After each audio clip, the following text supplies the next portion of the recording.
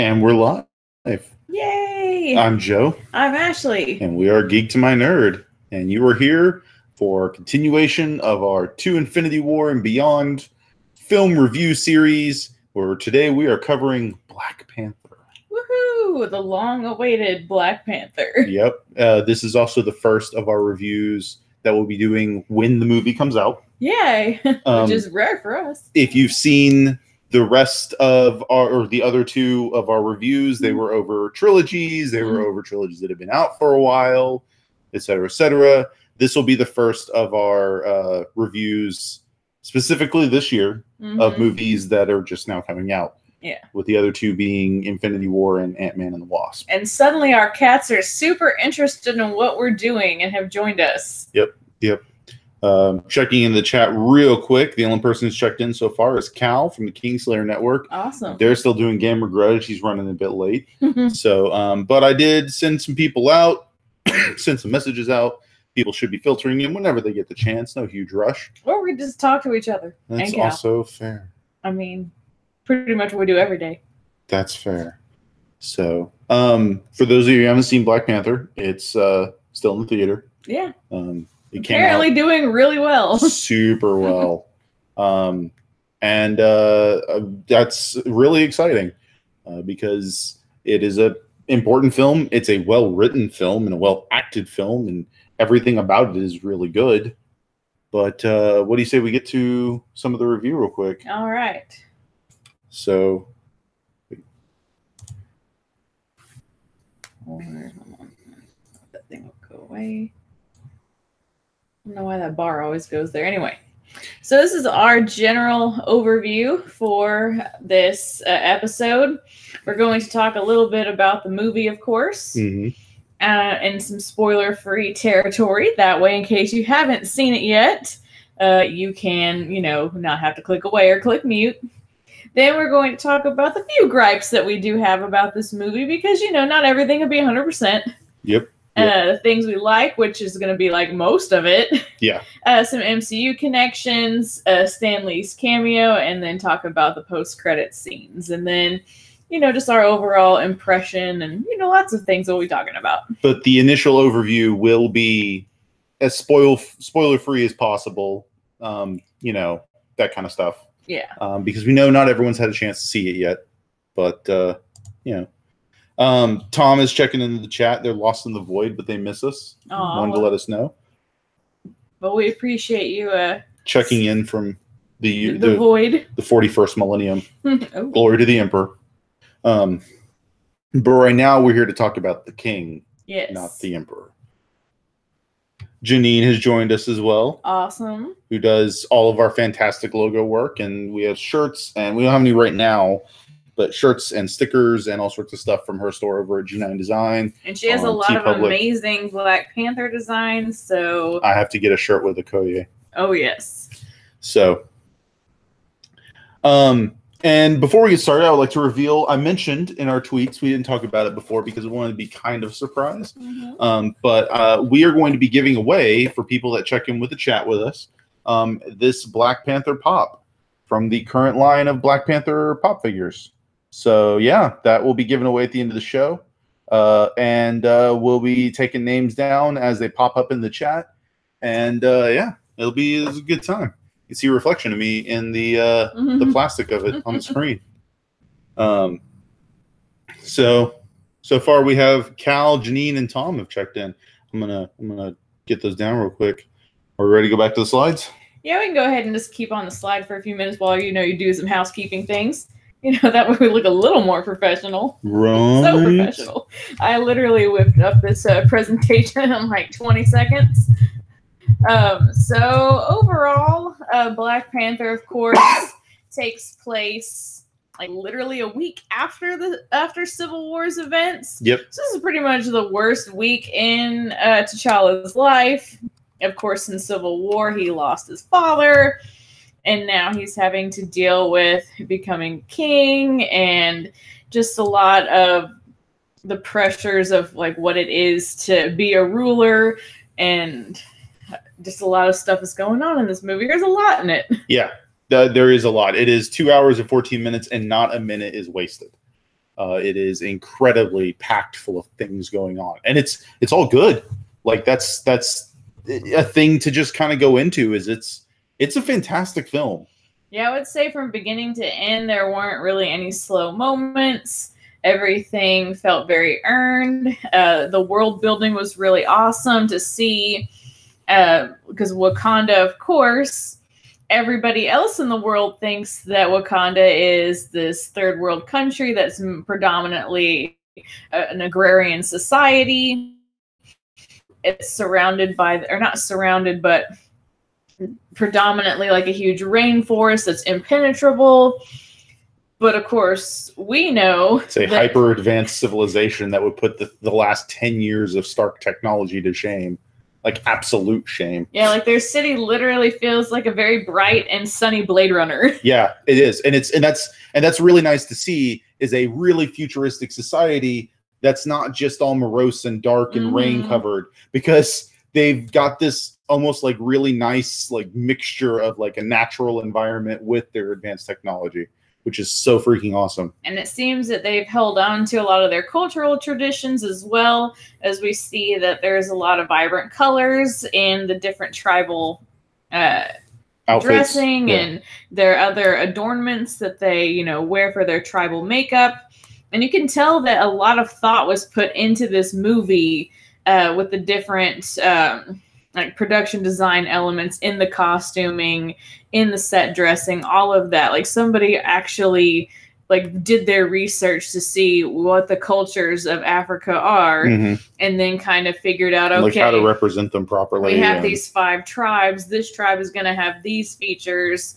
This tribe will have these, and so on and so forth. So that was really cool to see all of those really awesome things come together, and it felt very real, because I can't remember who on Twitter talked about it, but somebody was pointing out all of the different tribal traditions that you can see within the different tribes of Wakanda, how it's based off of real African culture. Janine is pointing out Ruth Carter was the person behind a lot of that and stuff. And yes, nice. It is all fantastic stuff.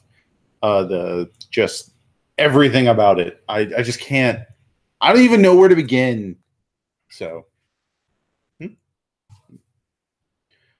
that way it's not just looking at our little screen the whole time. We could talk on camera now. Yeah, right. So professional. But overall, it was just a very beautiful movie.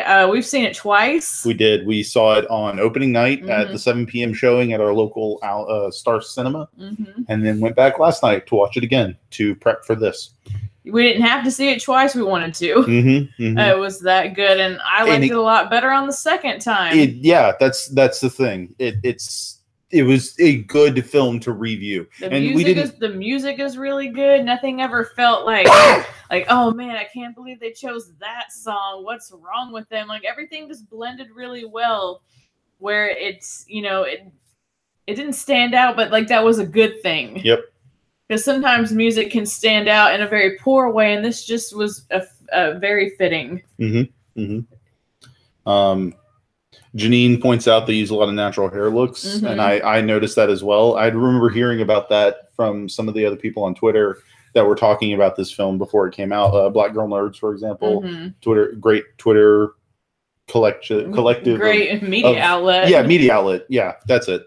And it's oh my god, I'm just so excited for this movie. It marks the second time we have gone and seen a film twice in its opening weekend. And I think the 4th time, not including Star Wars films, because that's a different circumstance, but the 4th time we've gone and seen a film in the theater twice. Because we saw Deadpool was the other one we saw opening weekend twice. Both February films. Yeah. What's up with that? And then we also saw Blade Runner and Get Out in the theater twice. All fantastic. Just the best. But yeah, I think that this really is resonating with people because it is a different story about people of African heritage, where a lot of the other stories are about like hardship and, like very sad things that have happened, obviously, in the real world, where this one's not like one of those stories of oppression. Mm-hmm. And I think like it still relates to it, but that's not what it's about. I guess it's like a celebration of like all these wonderful things. And like, I know a lot of people talking about like, oh, it's like the first, like black superhero, but there've been other ones before, but it doesn't resonate. And it's not the same because like we had like Meteor Man and Blank Man and Blade before. Meteor Man and Blank Man are kind of jokes. Yeah, like they're literally like a comedy farce situation. And then there's also Spawn. Yeah, and those two more of an anti-hero. Well, even then, Blade and Spawn are like nothing about them can be standalone or unique. One's a vampire hunter that's part vampire, and the other one is a guy who got powers from the devil or something. And this is a character who stands on his own and represents something more than just like some other dude's idea of like supernatural powers. Well, I mean, like he's like a prince, he becomes a king. So there's a lot of cool things to celebrate in this movie. Also the acting.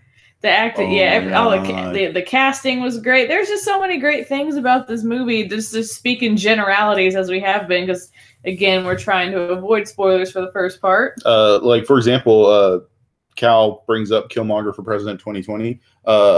Michael B. Jordan as Eric Killmonger is, if he's not the absolute best, which I'm still in the camp of absolute best Marvel villain to date. He is at least in the echelon of the best Marvel villains with like Vulture and Hela and Loki.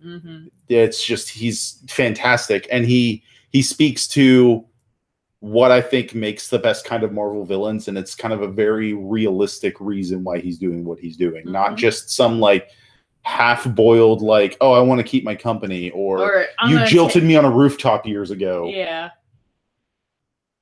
And it's I'm going to take over the world for the sake of taking over the world. Like, he has a purpose and reason for everything he does. Yep.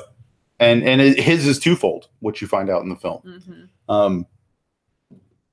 She says, Janine says, Screen Junkies did a great video on it today. And yeah, I saw the one that like Daniel Radford had done about like all the different cultural elements that you might not realize. I thought that one was really good. I haven't seen any of the newer ones though, but I am looking forward to seeing them.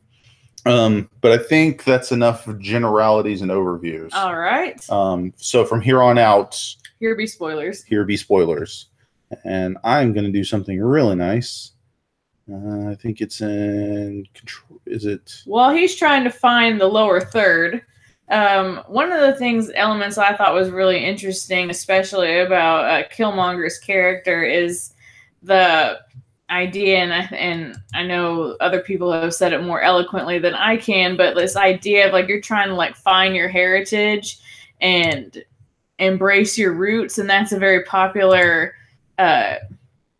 idea in a lot of literature that is more like African or African American based, where like characters are trying to like find their roots and find their heritage, find where they belong. For some reason, it's not loaded on mine. It's having to reinstall. Oh, no. But I thought that was an interesting element of his character.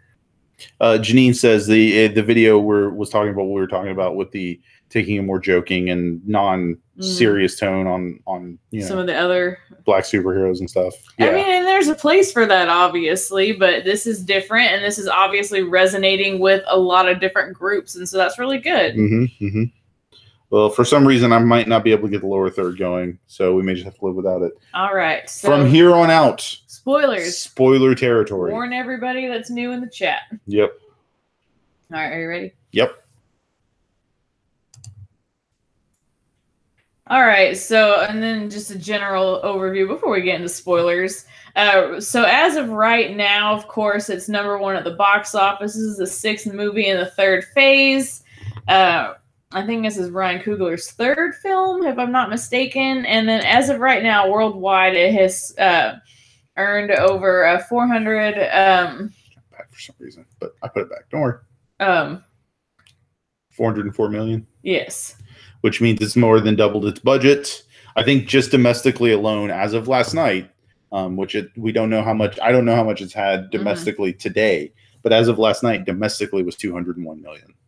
So this is obviously off to a very strong start, and it'll be interesting to see how quickly this can rise to the $1 billion mark, because I think this one will have some staying power. I know that we're not the only ones that have gone and seen this more than once. Yep. So the fact that in its 3-day weekend that it could earn its budget back. Which practically. I'm going to point out, I love this poster with the Art Deco look. Yes, this makes me think of a lot of Janine's designs that she's done. Because it's not just Art Deco; it's everything about it is just fantastic. But the some of the arcs and angles feel very Art Deco. Anywho. All right, so we did have a few gripes about this movie, but don't yell at us yet. Hey TJ Dex has just joined the chat. Awesome. Just let you know, TJ, we are in spoiler territory. I'm pretty sure TJ has seen the movie, but it's always good to warn people. But yes, and honestly, before we get into the gripes, we do want to let you know these are incredibly minor. Yes. In the grand scheme of things, these are from like non-gripes to like we can just gloss past the fact that this might be a slight problem. And then,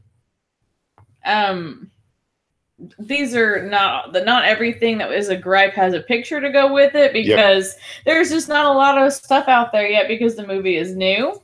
So some of the things that I think will not hold up are some of the CGI elements. It doesn't look too bad in this shot of the Wakandan aircrafts, but I think over time this will and even in some of the shots in the movie they look a little fake and out of place, but not like so awful like unfortunately like Justice League Steppenwolf bad. Or the original the Sam Raimi Spider-Man films, or like where it's like five years down the line you're gonna looking like that. We have aged past that graphically, but it's still not bad at all. It's just very noticeable. And then this fight in particular, at moments looked very fake to me, because obviously they're like falling through the vibranium mine, and they're like on this train, and so especially the two characters of Killmonger and Black Panther kind of look weird. Yeah, they don't. That's weird. There it goes. It's back. Yeah, they don't look. They look like it's a video game cutscene. A good video game cutscene. Yeah, of course. But it's still that uncanny valley of not looking like people. And I remember seeing, and when we saw it the first time, I noticed it. And so usually in a modern movie, it's a lot harder to notice the CGI, but this definitely stood out. Again, it's not like, oh man, the movie's terrible now because it's one scene. It's not distracting. No. It's noticeable, but not distracting. Yeah, like it's not like, man, that movie would have been good if just this one scene was better or were better. But no, it's just something that I noticed. And I think that's really it for gripes that have a picture to go with it. If there's anything else that you had a gripe about. I have two gripes, and they're non-gripe to minor gripe. My non-gripe that's a gripe is I really wish they didn't kill Claw. I understand why, and it's fine. It's not a huge deal. That's why it's a non-gripe. But it's fun to have Marvel, even if it doesn't really have that big of an issue, has had this whole villain problem.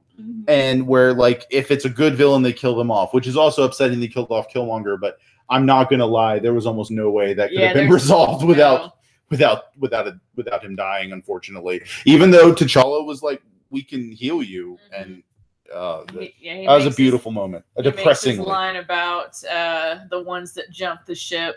Yeah. But with Claw's death, we lose a really good B-roll villain, like a villain that can show up for 10 minutes in the film and then just like not be there anymore, and it's fine.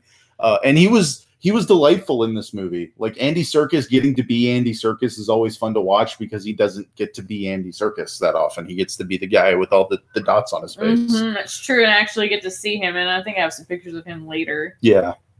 But that's my non-issue. My only other issue that is a minor issue is we talked about it a little bit ago, and this is a good thing and a bad thing. It's a good problem to have. This movie is chocked full of stuff. It is 2 hours and 14 minutes. That does not give you a moment to breathe. And that's a good problem because you're getting your money's worth for a film. There's a lot going on, but it's upsetting's not the right word, but it's a whole thing where I have to go back and watch a film a second time to get it. Blade Runner had the same problem. Again, it's such a small problem, and it is a really good problem to have because it prompts you to see the film more than once. But it's kind of I know what you're doing there. You're making too good of a movie for me to only see it once. So those are my gripes. And again, my 2 gripes are almost non-gripes because this film is too good. All right, what are they saying in the chat? Let's see. Janine agrees that some of the CGI was pretty bad, visible, but not Steppenwolf distracting. Is a good way to compare it. TJ says one did look like a bad Michael B. Jordan Photoshop, and he went either again. And it was fine. Yeah, it towards the end of that fight. Janine also says the first fight was hard to see. Yeah. Yes. Where he drops out the "Don't freeze, I never freeze," etc., etc. Yeah, I wondered if that was like on purpose to hide something. Because there was a couple other fights where like the lighting wasn't very great, or the cameras cut different angles weird. I feel like the trailers made those scenes brighter. Like you could see them better in the trailers. Yeah, maybe. But I mean, I know it's supposed to be pretty dark in like, a jungle covered area. So but yeah, it was a little too dark in the lighting department.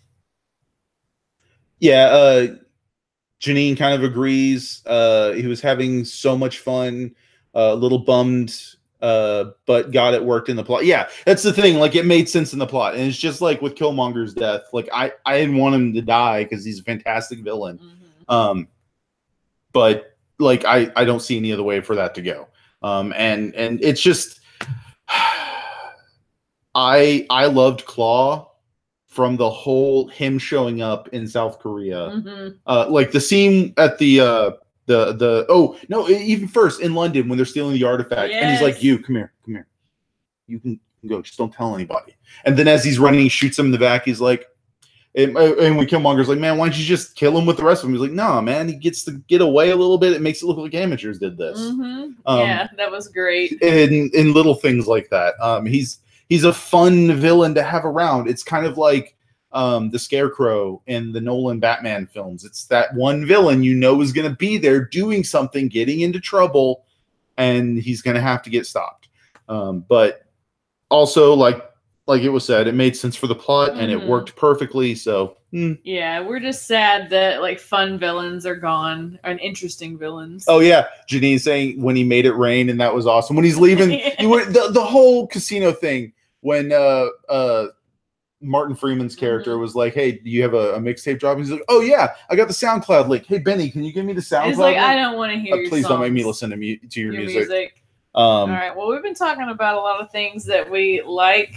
We have within this gripe, which is again goes to it. So why don't we talk about our likes? All right, so before we get into pictures, if you'll go back to that way, it's not just like a screen of things. Yep. I really loved the scene in the museum where we're first introduced to Killmonger, and he's talking to the African art expert, and he's just being very, I'm trying to think of the right word for it, cocky, yeah, arrogant.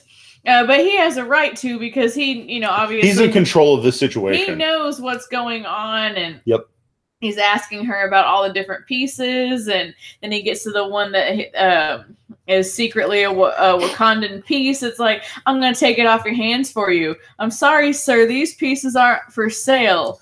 No. How did you think your ancestors got it? It's just like every time he said every sentence, he just gets a little closer to her and a little closer to her.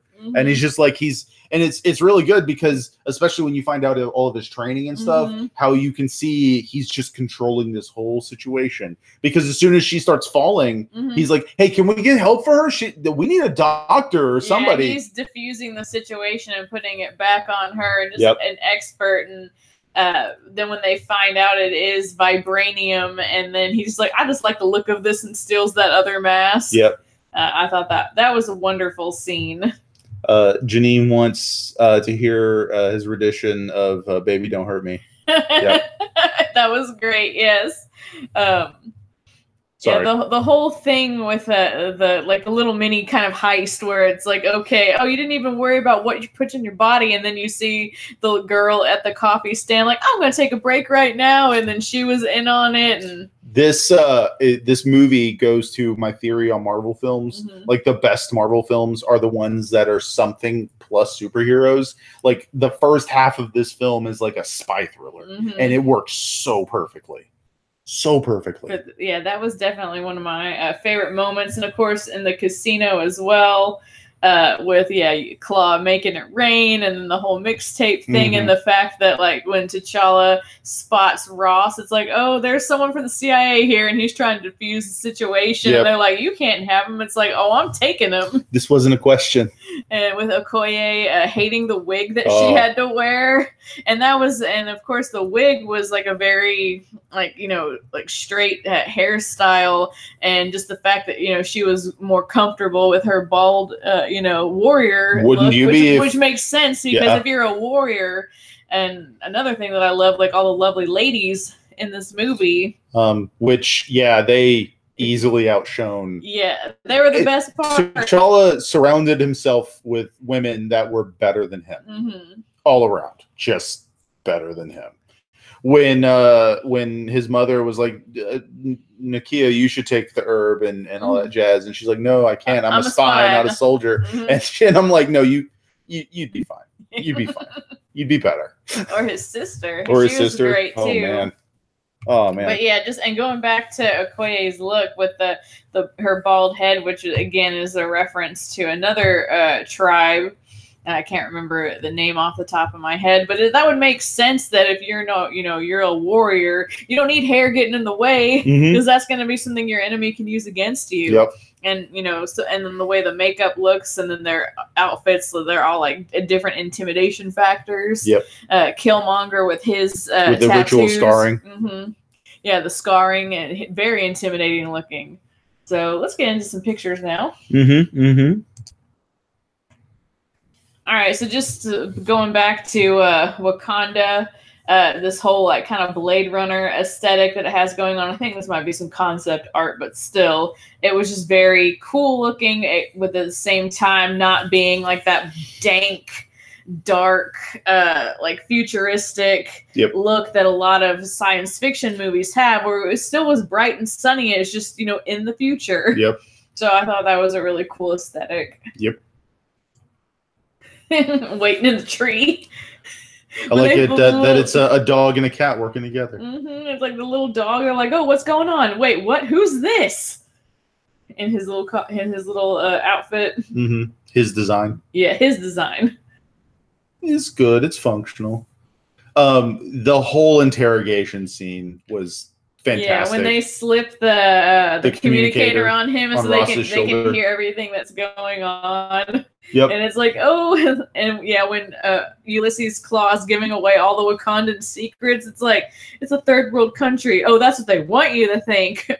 But if you look beneath the surface, their technology is more advanced than any other place on Earth, and that's like their look. That's like, oh, oh snap. I do love this scene goes a long way to show the kind of stuff I love in this film, because all of the characters have chemistry, like really good chemistry. To like they play off of each other really well. I mean, Okoye is my favorite character, like absolutely my favorite character in this film. But her responses and reactions to everyone is just it's gorgeous. Everything about this film, amazing. Yeah.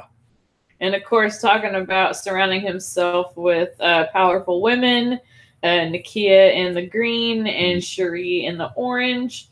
Cherie is kind of like his science officer, his quartermaster, and his sister. Yeah, and literally his sister. And she has all these really cool inventions, and then they have a really great chemistry as well. Yep. Where they really do feel like a brother and sister, and they give each other a hard time, and it's just really great. And just to see that, a character in a movie that, you know, a young African character is into STEM. So that's really good for representation, to give, you know, inspiration for kids. Like, oh, they see someone that's like themselves is interested in science, and it makes science cool. Yep. And so that's really awesome. Cats apparently try to get into a fight. And this is one of the breakout characters of the film that like everyone on Twitter is going crazy over.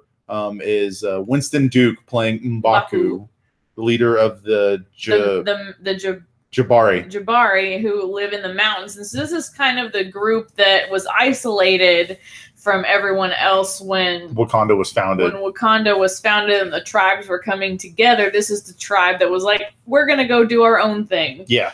And so it was very interesting to see this. Like, it's not like they're bad or anything. They're just different. They're more not necessarily in tune with nature, but they lived their life. They kind of rejected technology. Yeah, or if they didn't fully reject it, they at least didn't embrace it the same way. So I just loved him, especially his back and forth with Martin Freeman's Ross was trying to talk. It's like, you don't get to talk here. Yep. That was great. And it's like, I'm going to feed you to my children. And then everyone's kind of quiet for a second. He's like, I'm kidding. We're vegetarians. Come on. Man. Yeah, which their spirit animal. Yeah, their guiding animal, or what was it? Yep. And Raul's joined us as well. Real quick in the chat.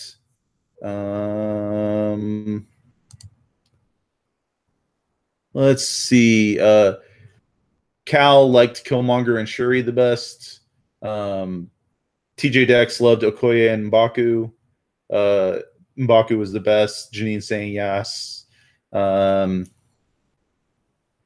Need to see him talk to Thor like Falcon. Yes. I would love like Korg. And, you know, that's the thing about these movies, is seeing these characters relate to each other and work with each other and talk to each other is just some of the most fun parts of these films. Was it a fair fight? Then it wasn't murder. Raul has joined us. Welcome, Raul. Says, I want to be M'Baku. He's the first one that faced T'Challa. Yep. Yeah, it was I was wondering when that was going to happen in the movie, where it's like, the River Tribe does not. Yeah. Who was going to be the first to throw down? But yeah, in general, Okoye was my favorite character, with M'Baku being like second favorite. I like M'Baku, and Cherie is my favorites. Fair. All right, ready to look at more? And of course, we're already talking about this guy. Claw, especially when he's singing that song. Baby. What is love? Baby, don't hurt me. Don't hurt me. No more. And he looks like he smells terrible. He does. But like, it's endearing on him versus like Obadiah Stane, where it's like, no, take a shower, dude. Yeah. Rethink your life. Yup. I was not gonna lie. I loved the fact that the two main actors in it that are white guys are from Lord of the Rings. There's all sorts of people making the Tolkien white guys joke. Yeah. But I love the fact that they get screen time together, and like it's during that interrogation. Apparently, our cats are just gonna keep fighting. They know that we can't get to them. But I had hoped. Holy cow! That's a puffy tail. I had hoped that there would be a moment where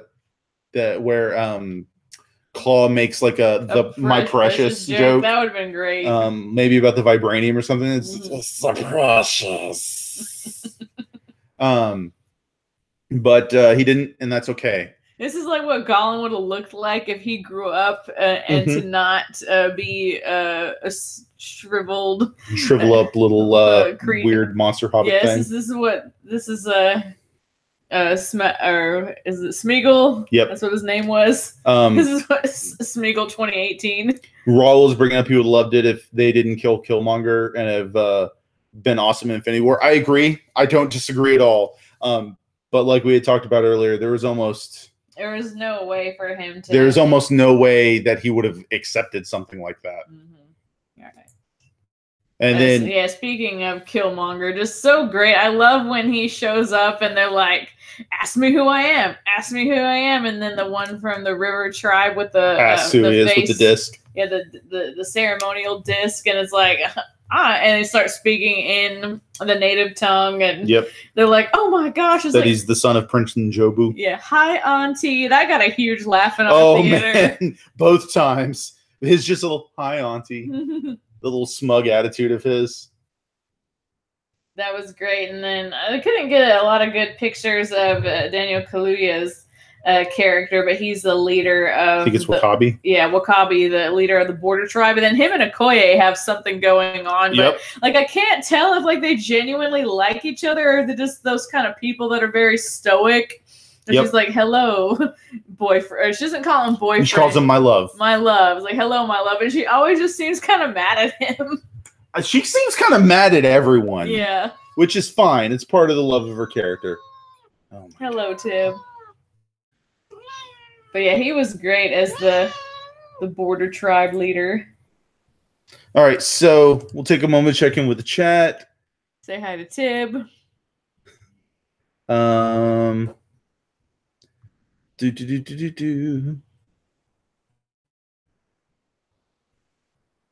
Yeah, I think it's the mentality that he's too far gone, unfortunately. That being said, what was it talk about? His own father moved to America and became radicalized, and so he naturally grew up in that environment of being radicalized as well. I meant too far gone, like the injury that too. He let it, because if he had stopped him right then, like right after he pulled the blade out. But T'Challa also would respect his last wishes because that's family. It doesn't matter if they disagreed on what to do. It's his family. And that was probably one of the most interesting elements to me, is that we have this very standard, story of like somebody like learning to, like the limits of their powers and trying to struggle with this, becoming the king. But then when there was also this bigger thread of what is the role of our nation in the world? Should we continue to be isolationists and not share our gifts with the world to protect ourselves, or should we go forth into the world and show them what we have to offer?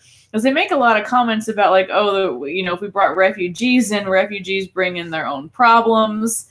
And, people are going to, like, our way of life will be lost if we do these things. And that's a big theme in this movie, is like, what is the role of the nation to do? Should they go out and help people? Because so many people are suffering, not necessarily like Wakandans, but people of, African heritage. And I think part of not only having to deal with the monster his father created in Killmonger, but also the events of a week prior with Civil War, like he saw what someone that wanted to do could do to help if they could do it right, and everything else. So like you had mentioned, T'Challa has had the worst week of his life, maybe the worst 2 weeks of his life. Yeah, and another thing that really stuck with me in the beginning of the movie is when his dad is in the ancestral place, on the plains with the other Black Panthers.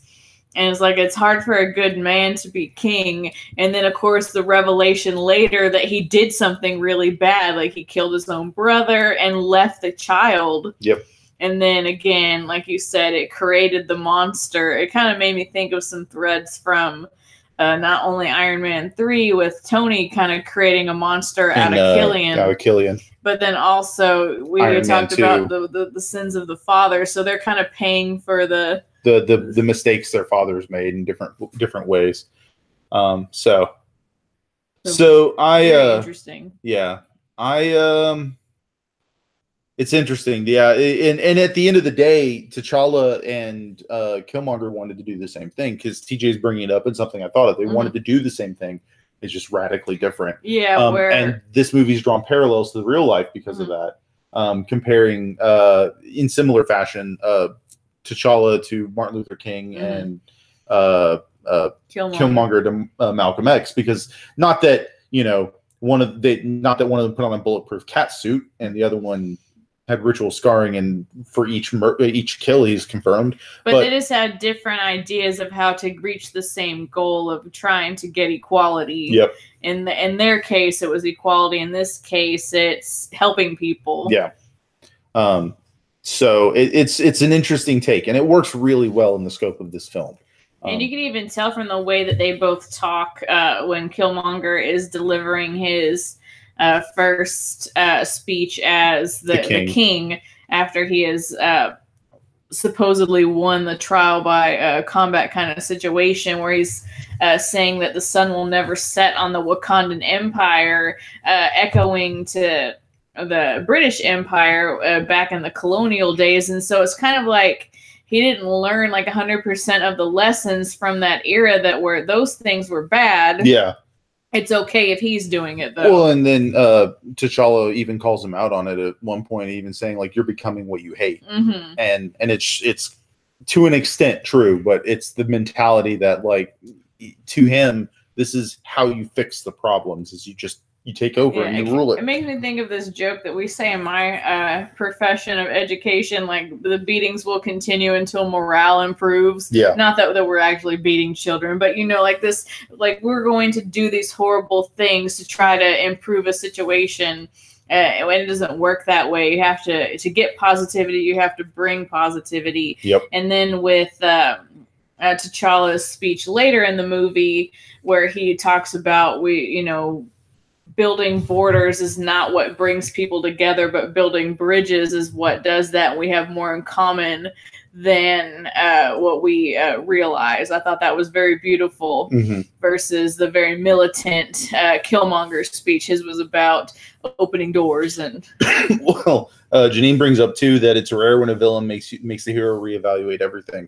That's the hallmark of a good villain, and that's what, and in different fashions. That's what I think made Hela such a good villain and made Vulture such a good villain, because at the end of the day, their motivation was very, very personable and human. Hela was as her father made her, because her father was the same way. And just when he changed his mind, he locked her away in another dimension forever. The appropriate way. So when she shows back up, how is she supposed to feel? Exactly. Like, she's angry and she's like, this isn't the Asgard that I left, and this isn't right. So I'm going to do what I always did and take over.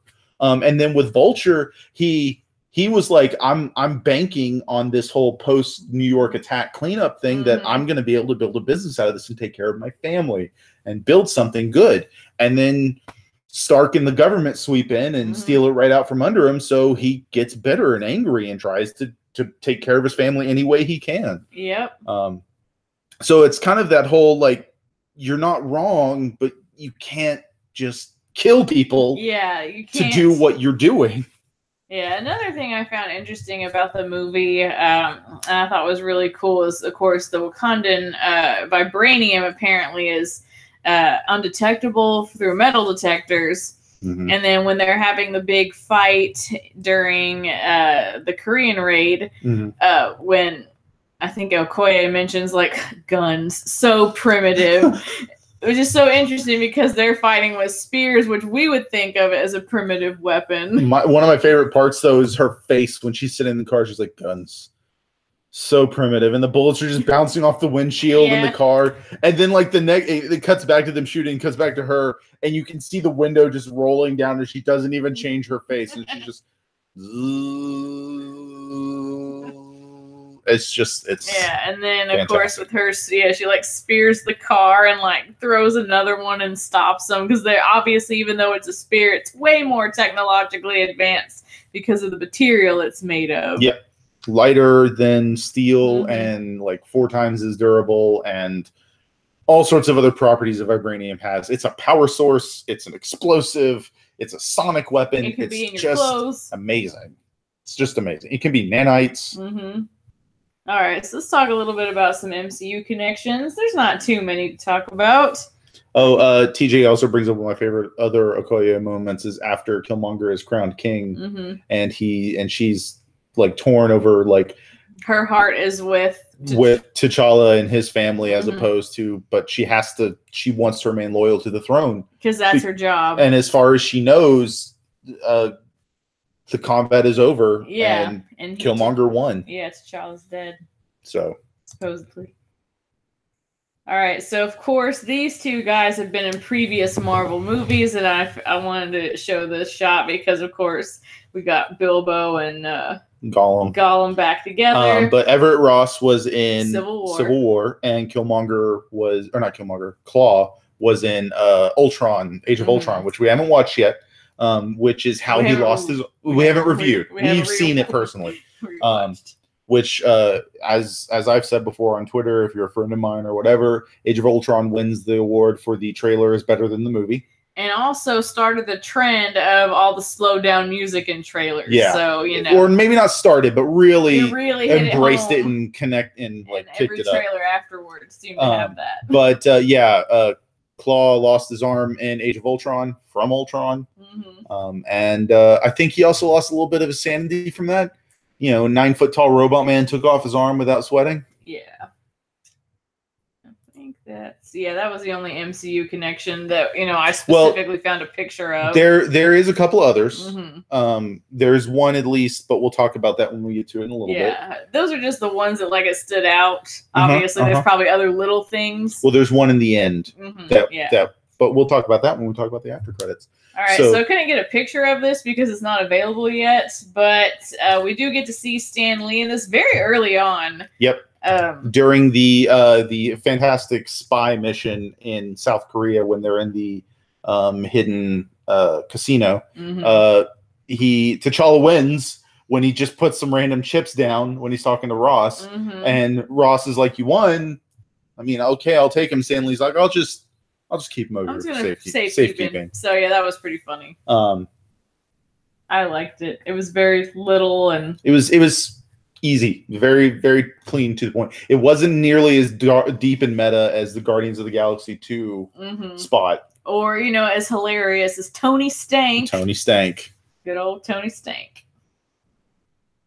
All right, and then I don't think I could get pictures for one of these, but I loved the mid-credit scene when, again, T'Challa's giving a speech to the United Nations about we're going to join. We're going to join, and we want to share our everything, share our ideas with the world. And then there's some dude that's like, with all due respect, what's a farming country gonna what does a nation of farmers have to offer the rest of the world? And I just love that everyone within the Wakandan delegation is smiling, and even Ross is just like, "Oh, you small people."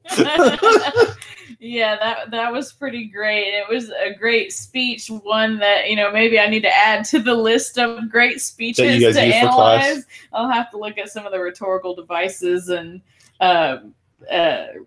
other things first, but definitely was on my radar of this is a good speech. So Janine brings up that she can't wait for Iron Man to meet Cherie. I'm also in that boat. I actually think by the time Infinity War starts, he has, because at some point there is in the Infinity War trailer, I'm going to talk about it right now because I'll forget by the time Infinity War comes out. In the trailer, you see his suit forming up around him like nano machines. So I think that he's somehow gotten a hold of nanite technology from Wakanda, and Stark is not the kind of person he was in the first Iron Man movie, so I don't think he'd just up and steal it off the internet. So chances are good it was some sort of exchange. He's friends with T'Challa, the Wakandan exchange. All right, and then the other one we don't have a picture of, the after credits. These little kids are looking at you to see their perspective. And so the point of view is looking up at them, and they run out, and it's white wolf. Why don't you leave that man alone? Yep. And the man comes out, and it's Bucky Barnes, the Winter Soldier, and you can kind of see that Cherie seems to have a pleasant rapport with him, and she says good. She calls him Sergeant Barnes, and he's like, just Bucky, please. Just Bucky. And so it's oh, White Wolf, that's got to be something. And it kind of is. That is a character in the umbrella of the Black Panther characters. A very minor character that only appeared twice. But we like to know, we know how the MCU likes to either A, adapt characters differently, or B, put a lot riding on a character that only shows up once or twice. cough, Iron Man 3 cough. But I'm kind of wondering, because we are reaching a point where Bucky will re-enter and get into fighting stuff. He's in the trailer for Civil War. We know, or not Civil War, Infinity War. So movie. many wars. So many wars. Too many wars. Oh, yes, which Janine brings up. I love how she says another broken white boy for me to save. Yes. Yeah, that's one we forgot about when they show up with Ross after Ross saves Nakia. And he's just like, oh boy, this will be fun. Another broken white boy for me to save. Yeah. And yep, that's basically how it works. Because, Bucky. But I'm kind of wondering if Bucky will adopt the mantle of White Wolf as opposed to Winter Soldier, because that's got a lot of negative. Got some negative connotations going to it. A lot of negativity around that name. They need some PR to help them rebrand. Principles of public relations. Got to put a spin on it. Yep. He's not the Winter Soldier anymore. He's the White Wolf. Wolves are good. Right. Wolves are dogs. People love dogs. White's a good. Is it like a calming color? Not winter. Cal, it's not Winter Soldier. It's Das Winter Soldier. No, it's Bucky. Cal, Bucky Barnes. So now looking at our table. So we really still have a lot to fill in, which we'll do a lot of filling in of our phases in March, because we're going to take a break next Sunday. I forgot exactly which one we're going next, but we'll tell you. We'll be tweeting from Geek to My Nerd. We have it planned out, but my phone's over there. I can't reach it. So, but we will be tweeting about what we're going to cover next. We have until May to kind of cram as much in there as we can before Infinity War comes out. So yeah, lots of stuff in March and April leading up to Infinity War, and of course beyond that with Ant-Man and the Wasp. I think those come out in July. Ant-Man and the Wasp comes out in July. And then between that, we'll be doing some Jurassic Park stuff because we said we would. We can call it something about finding a way. We haven't named it yet. This show finds a way. One thing that I wanted to ask you about that we did in our Star Wars one, what do you think will be the most memed moments from Black Panther? I think anything with M'Baku. Yeah, I think anything with Okoye. Yeah, I think M'Baku is going to have a lot of memes. I think Colonizer. Yeah. Is going to be heavily memed. That got a huge laugh in our theater. It did. I was like, I've never heard this term before. I mean, I know what a colonizer is, but I've never heard it used as an insult. And so I thought that was pretty clever. I liked it. Yep. We really enjoyed it. It was fun. Yes. I mean, I liked that insult. That's what I mean. It's one that, as soon as you said it, I'm like, true. That's a big diss. Because then, because she uses it first, Cherie does. Yeah. And then Killmonger says it later. This is the attitude of the colonizers, and we're going to take a play out of their book, basically. Yep. So I think colonizer is going to be a meme. Yeah, I could see it. Cal says Indians used it for the British for a while in India. I gathered that's what you meant. Yeah. Interesting. Well, it makes sense. Yeah, I just India and China were the last of the quote unquote British colonies that were recognized as big intrusions. I just had never heard that term before, but again, we don't live in an area where that would be an insult that's thrown around a lot. So we live in Texas. It was new to me, so I thought I learned something. That's us. I can't wait to see the Wakandan outreach. In Oakland. That's another scene towards the end. Before the actual credits roll, when it cuts to them in Oakland, where this all began, in the very beginning of the film in 1992, where it's Cherie and T'Challa standing outside of the apartment where Killmonger lived as a child. And he her commentary is when you said you were going to take me to California first time, I thought it would be Coachella. Which, she's young. I'd imagine she's also a massive consumer of information because that's the generation she's a part of, that age group. She's young. The internet is a thing, and it has been her whole life, and she's just continuously absorbing it.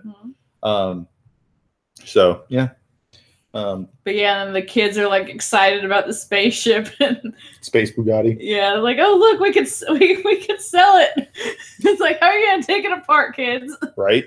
But it was cute, and then they got like a better basketball goal, not just like a little milk crate On a board. Yeah. Yep. In general, I'm excited to see where this goes because we also know after Infinity War they are removing the concept of phases. Mm-hmm. It's just going to be movies. Yeah. So I'm wondering if we do know there's going to be a fourth Avengers film.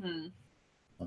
That's all I know. I'm hoping that there's a sequel to this. I'd like to see some more of apparently of Wakanda. As of like Friday or Saturday, Kevin Feige's like, please make another.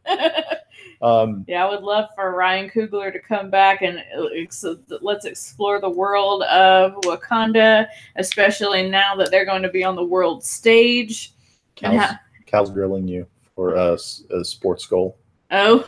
Because you said basketball goal. Oh, whatever. It's a hoop. Whatever. I played basketball. I don't remember. I was the worst one on the team. It's like, oh no, we have to play her. We're legally required to play all the kids. It's Ashley's turn. Where will she cause the least damage? Everywhere is the most damage. I never scored a point. That's okay. I also never tried. It's fair. I don't know why I was on the team.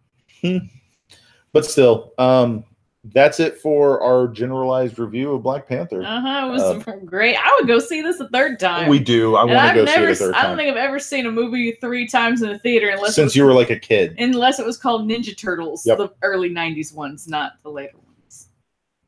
No. Oh yeah, TJ brings up M'Baku barking every time. Yes, that was really awesome. I love how he's just like, hey, I'm talking, stop talking. But when Ross tries to say something, they all just start barking at him, and he's just like, what's going on? I'm so scared. So, yeah, I forgot that Martin Freeman was from England.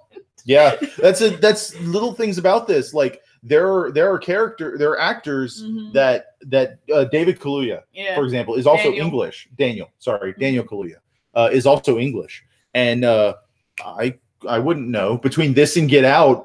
I don't know where he's from. Yeah, I don't think I've ever heard his real accent. I love that Claw in the MCU is from South Africa. I don't think he is actually from South Africa. I think or at least he's set up in South Africa. Yeah, Kimber was showing me something where he is actually German, but like that's how he is in the comics. Yeah, okay. I think the MCU, much like how our Ant-Man is Scott Lang and Tony Stark made Ultron, I think our Claw is South African. Okay, well, if he is, then that means that Martin Freeman was the only non-African person in this movie.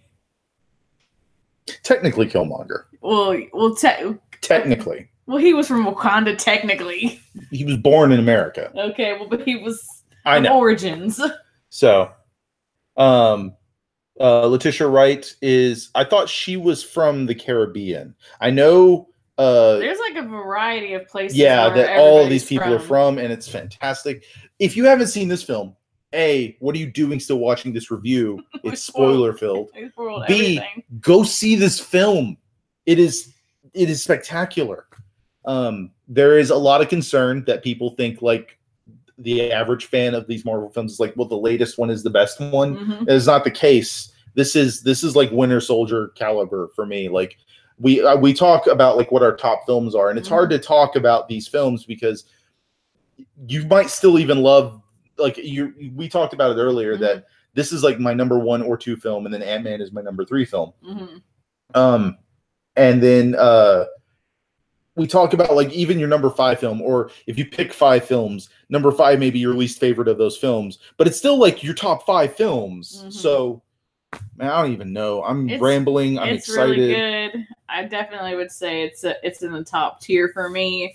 I don't know if it's my absolute favorite, but it's so good. Just talking about it made me want to go see it again, and that's pretty rare for, like I said, to go see something that many times in the theater. That's not something we normally do. I would pay money to see this again. I would too. I would pay money for people to go see this. Full price. Cal wanted to let us know again that Killmonger's great. Yes, he is great. I'm not lying. And he has a serious question. Janine's hoping that she'll get to see Infinity War with us and see if she can make it happen. Okay, Cal wants to know if we think the film will get critiqued about it being so great due to its subject matter much like Dark Knight for Heath Ledger's death. I don't know. I think this stands up pretty much on its own. I think that if I do think that it helped it get initial attention because of how important it is. But the film is amazingly solid. Yeah, I think this earns its praise honestly. So I don't think this is something that's going to be like, oh, we overhyped it too much. We got lost in the amazingness of like this concept coming to life and didn't realize. I don't think we're going to be saying those things. I think people are going to keep saying that this is a great movie. I don't see it losing some of it luster or whatnot. Like I think that because we can look at another film that came out not too long ago that we assumed from the trailers and everything about it was going to try and like talk about racial tension, and that was Bright. And that movie was trash. Like there are positive things in Bright, but on the whole, that movie is trash. And for good or ill, it didn't do it well. This movie does talk about racial stuff, but that doesn't mean that that's all it's about. There's lots of films in existence that touch on racial issues, but they're still fantastically written, massively golden pieces. I don't think this is going to be Crash, basically, is what I'm saying. Because Crash was a film that was all about race relations, and it was messy and nasty and gross and dirty, and it was a terrible film, but it got so much praise because it was talking about the issues. Because it was talking about issues in a very ugly way. But this film is also life-affirming and positive and beautiful and action-packed and well-written and full of great characters. So many strong female characters. I don't think if there is any reliance on its message and how important it is in today's society, that's still only one aspect of this film. The rest of this film being fantastic. I don't think even like the messages were like super heavy-handed versus like some other films. No, it was. That's the thing. Like any messages put into this made sense, and then B, it was well used in the plot of the film. So it wasn't like hit you over the head. Like here's the message moment, guys. Yeah. Pay attention. It just felt very natural. And it was all coming from characters that made sense. Like Killmonger's last line is like, bury me at sea, because even my ancestors who knew that death was better than servitude. And I'm like, yeah, that's something that character would feel and something that character would say. So in general, it's really good. Fantastic. Go see it. We're going to wrap things up now because it's been about an hour since we've started. And we've spent about as much time as you talked about 3 movies in Iron Man because this movie is that great. Yes. But before we wrap things up, we need to give this away. And check back in with the chat, too, because I'm sure they've been saying some things. Oh, yeah. Saying some things. Cal asked, because he wants it to be great. He loves this film, too. And he doesn't want anything to detract from the film itself. Yeah, I don't think there'll be anything. I don't foresee that in my limited experiences. Yeah, I don't think so either. TJ says if he was a superhero, he'd be called Red Panda. I'm down with that. Red Pandas are great.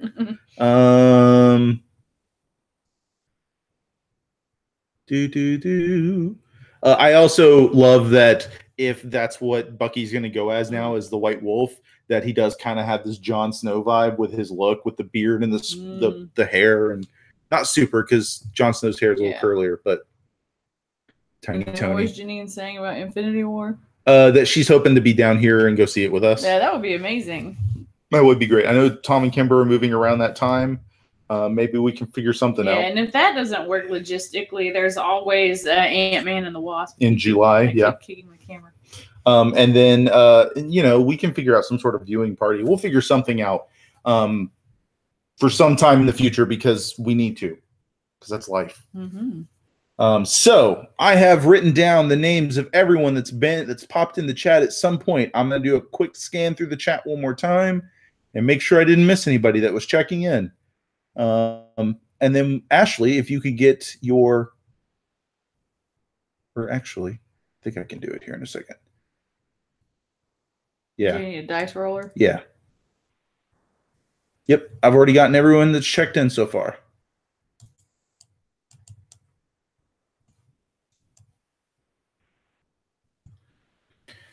All right, so we have 5 entrants: Cal, Tom, Janine, TJ Dex, and Raul. And Ashley's pulling up a dice roller. Trying to. I could probably do it. Yeah, it'd probably be easier for you to do it.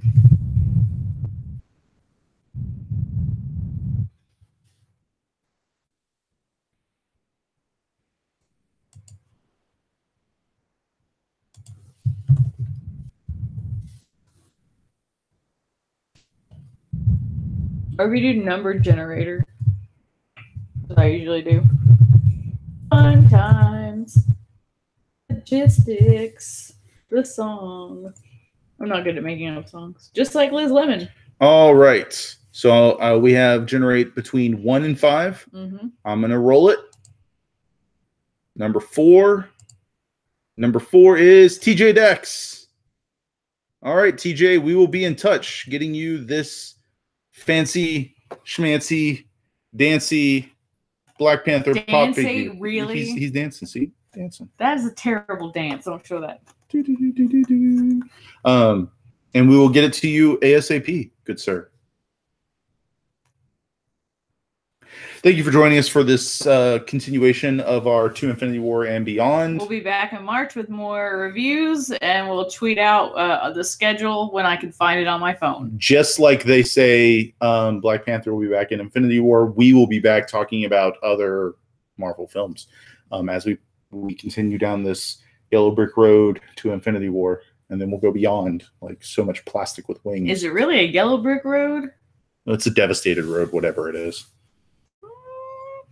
It's pretty devastated. We're going to be getting to the Avengers films pretty soon, and like a whole country gets destroyed. That's true. So, all right. Thank you for joining us, and it's been fun. It's been real. It's been real fun. Y'all have a nice evening. Bye.